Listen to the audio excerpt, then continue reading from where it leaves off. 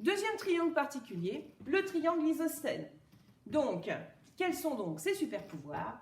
Eh bien, un triangle isocèle est un triangle qui possède deux côtés de la même longueur.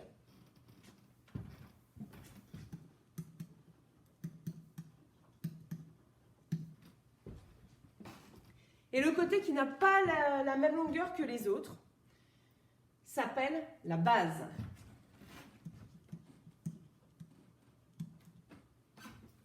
Donc, voilà un triangle isocèle. Tout comme le triangle rectangle, le triangle isocèle a des codes. Deux côtés de la même longueur. Et ici, on va surligner, on va repasser ce côté-là, et donc la base.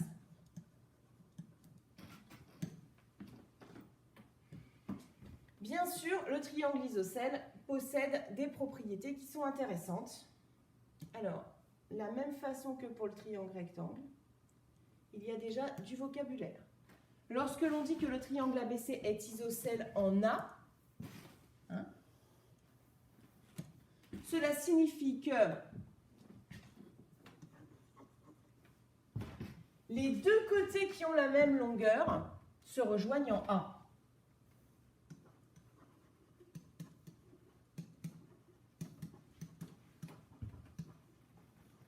Les deux côtés de même longueur, j'ai jamais assez de place là,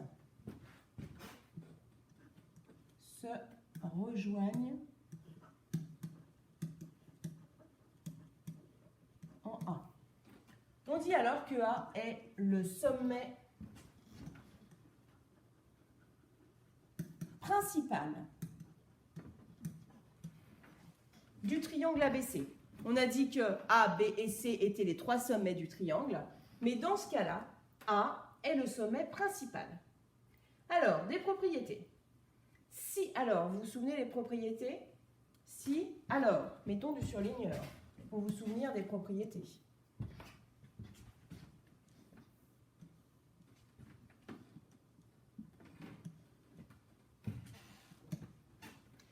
Donc, je vous rappelle qu'une propriété, au collège, commence par si avec un petit texte, alors un petit texte.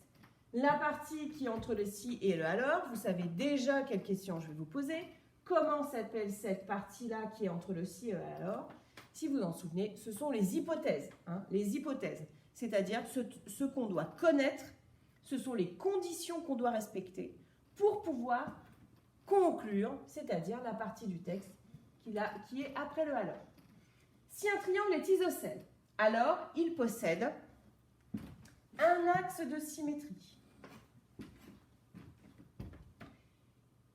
Et si un triangle est isocèle, alors son axe de symétrie est aussi là, ça c'est du vocabulaire qu'on a déjà vu, c'est aussi la médiatrice de la base.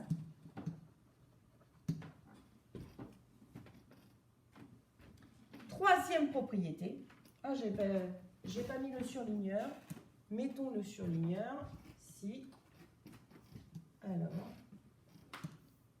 si un triangle est isocèle, alors les deux angles à la base ont la même mesure.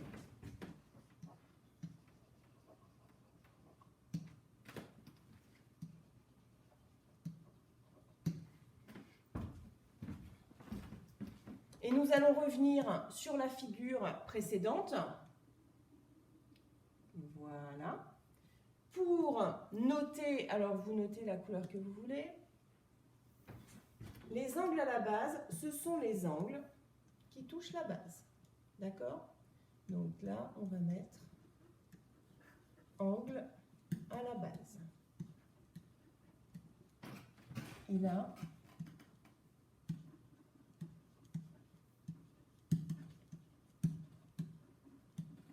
et donc la dernière propriété qu'on vient de voir, qu'est-ce qu'elle signifie? Elle signifie que ces deux angles verts, c'est pour ça que j'ai mis la même couleur, les deux angles à la base ont la même mesure.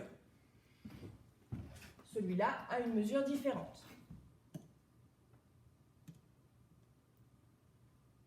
Dernière partie pour le triangle isocèle. Il y a des cas particuliers de triangle isocèle. Alors ça, c'est C'est super pouvoir parmi les super-héros quand même. Donc,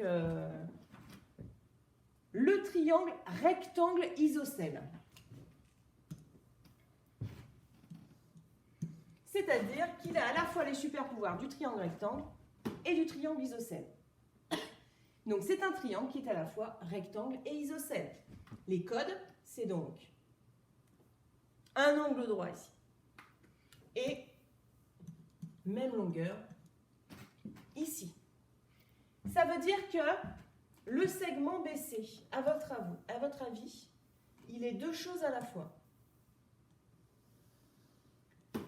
Avez-vous deviné? Eh bien, il est la base et l'hypoténuse.